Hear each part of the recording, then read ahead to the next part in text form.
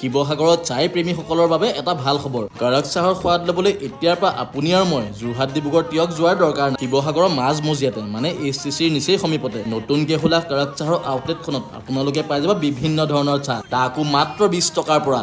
নিজৰ আপোনজনৰ লগত যদি চাই ডেট তাত যাম বুলি ভাবি আছে, দেন কাৰক চাহ ইজ দ্য বেষ্ট অপশ্যন। চাহৰ ভেৰাইটি কি চাব, ইলাইচি, জিঞ্জাৰ, লেমনৰ পৰা লৈ পিনি কেশৰ তন্দুৰীলৈকে আৰু কিমান যে কি আছে। মই পিছে ইয়াতে দুদিন আহিলো। প্ৰথম দিনাখন মই আহিলো হয়, কিন্তু অকণমান দৌৰা-দৌৰি হোৱাৰ ফলত কেশৰ তন্দুৰী চাহকে ট্ৰাই কৰিলো। চাহৰ টেষ্ট কিন্তু ক'ব লাগিব দেই। মাথা বিষ চাথা বিষ যদি হৈ আছে ন, এনেকুৱা কাপ চাহ খাই দিয়ক, টিপ টপ দৌৰিব।